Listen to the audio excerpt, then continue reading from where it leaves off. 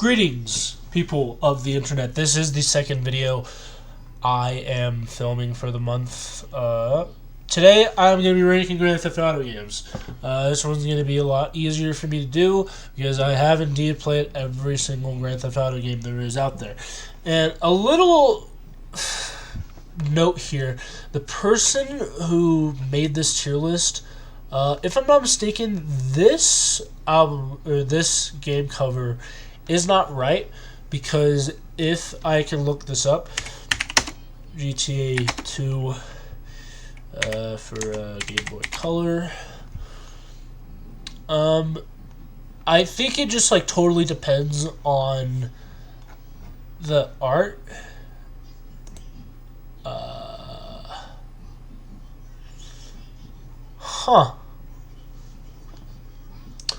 That is strange.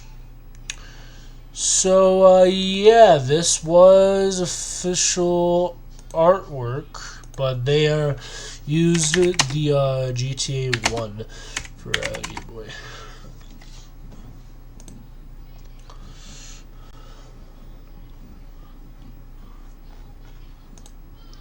Yeah, this is about a 1.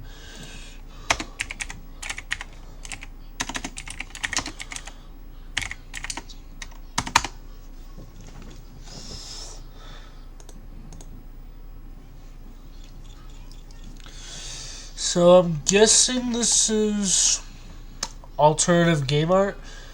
I'm guessing because this is the same as this, which it's really not that big of a deal. But anyway, let's get to the rankings. So, first off, Grand Theft Auto 1. If I were to put this in a place, I would put this in B tier, just because it's the first Grand Theft Auto game.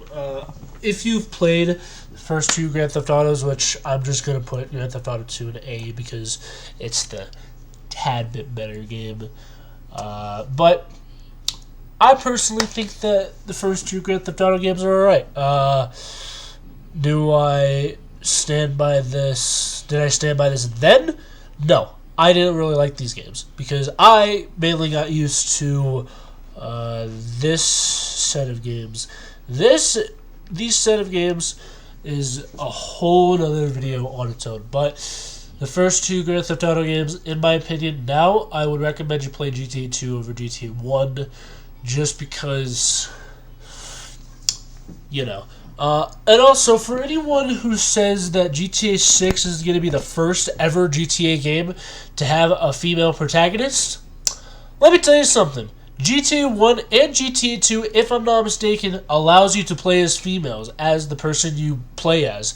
Even Grand Theft Auto, which I'm guessing they're meaning Grand Theft Auto 1 for the Game Boy Color, you can play as a female. Now, obviously, you don't really hear their voice much too often in the game, but I'm actually going to put this in D tier. But yeah, you get to play as a female. I don't know, people who say you get to play as a female for the first time in a Grand Theft Auto game obviously haven't played the first, 3 true Grand Theft Auto games. Which brings me on to Grand Theft Auto London. Now, the reason why I put this in C tier, actually, no, I'm going to put this in D tier, just because of what you get out of it. Now, GTA London, all the missions combined last for about half an hour. You can beat the whole game in one single sitting. It's a mess. And that basically goes for GTA London 1961 and 1969. It's just not really something I would recommend you play now. Back then, a lot of people did enjoy it, and a lot of people don't actually know about GTA London 1961 or 1969. If I'm not mistaken, 1969 was a PlayStation 1 exclusive. Maybe it got a PC port. I don't really know. But the only reason why I'm putting it in D tier is because of what you get out of it. In GTA Advance, also going to put in B. Actually, no. A. GTA Advance was the first ever Grand Theft Auto game that I owned portably, because back in the day, I used to have a DS, and since I no longer really needed a Game Boy Advance, I sold my SP, and it was this whole thing. And then I saved a GTA Advance, which, I mean, Chinatown Wars is another thing that I'm going to put in A tier, because GTA Advance and Chinatown Wars kind of clash together, because they're both kind of top-down, classic Grand Theft Auto, and I genuinely, truly believe that you should play both of these games at least once in your life, because they're amazing in their own right. Chinatown Wars is kind of the same with Advance. I believe it is set around the time GTA 4 takes place, because they're both set in Liberty City in this whole thing. I don't really know why you don't really run into Nico on the streets of Liberty City, but it's whatever. But then we get on to the next mainline Grand Theft Auto game, Grand Theft Auto 3. I'm putting it in B tier just because it is a frustrating game in and of itself. I remember doing this mission where you had to, I believe, destroy these buildings in under 5 minutes, and it sucked. I think that of the three main 3D Grand Theft Autos, I believe GTA 3 is the one that I like the least. I do enjoy playing 3. I do think that it's an alright game. But, yeah. It's alright. Also, I'm kind of suffering from a little sore throat and some stuffiness. But, yeah. So, Vice City. S tier. I don't really have to explain myself. It's fucking Vice City. This was the only reason why I put this in S tier, is because this was the first Grand Theft Auto I was ever introduced to. And while I'm at it, I'm just going to put San Andreas there. But Vice City, great story. Freaking Ray Liotta is the main character. Danny Trejo appears in the game. Burt Reynolds was also a major character. Avery Carrington, that's Burt Reynolds right there. But yeah, personally, I genuinely really liked Vice City. I just recently beat the game again on my trusty computer here, and I honestly really enjoy it as a game in and of itself. It is probably the better game that I would prefer to play Vice City over 3 by a long shot. But, yeah. Jesus Christ. Then we get into GTA San Andreas. So, San Andreas, another great game. I also recently beat that game, but on a PlayStation 2 emulator. I think that San Andreas is a little bit also better than 3. I personally really enjoy San Andreas. I think that the story is good. The soundtrack is freaking amazing. Oh, don't even get me started on the soundtracks. The soundtracks to Vice City is freaking amazing. Freaking V-Rock as a freaking radio station was amazing. Having Anthrax, Quiet Riot, freaking Megadeth, Slayer, and all these great thrash metal and metal bands of that era all crammed into one radio station. Same with San Andreas. It had a rock radio station, and it was amazing. But 4, I'm putting into A tier. I'm just gonna put episodes from Liberty City also into A tier, because I personally liked 4. I actually own it on my trusty 360 over here, and I really liked the game. When it was first coming out, I genuinely didn't really know what to say about the game, because I had mixed feelings on it. It was the first major 3D, HD Grand Theft Auto game that I ever really played, and this was before I played GTA 5. Even though GTA 5 was already out at that time, I played 4 first, and I genuinely think that it's a very good game, and I think that if you're a huge Grand Theft Auto fan, play 4 at least once in your life.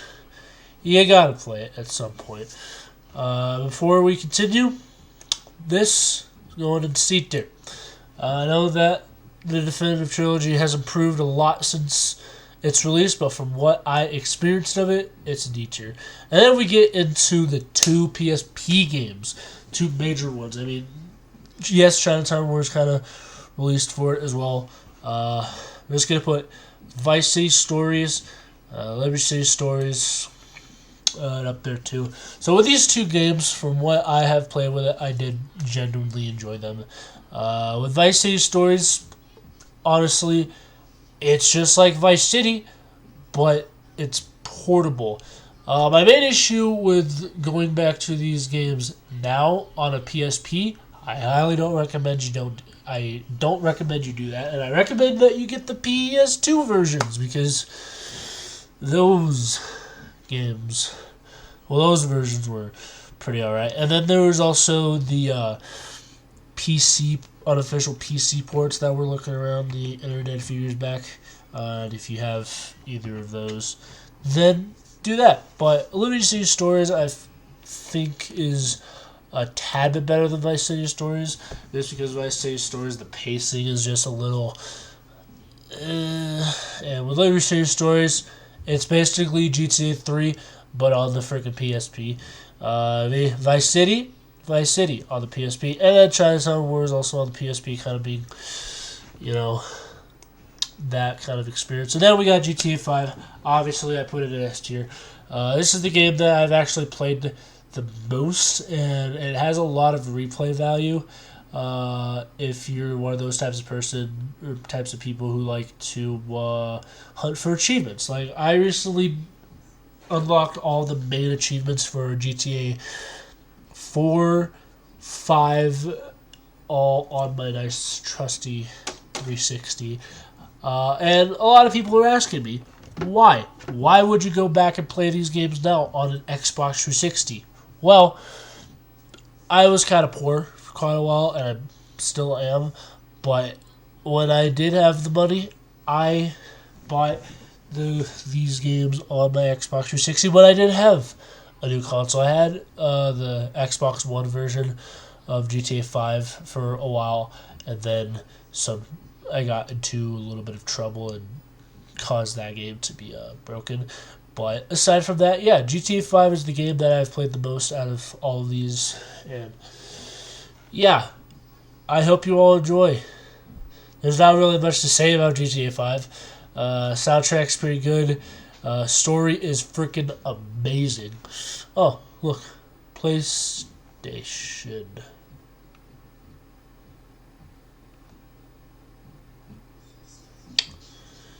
Huh. Anyway, I hope you all enjoyed the video. I'm going to kind of cease recording for the night. It is currently 5:54. I just got done recording a Fallout tier video, and I am about to go to bed. Anyway, hope you all enjoy the video. Like, subscribe, comment down below what your favorite Grand Theft Auto game is, and I hope y'all enjoy the video. Bye.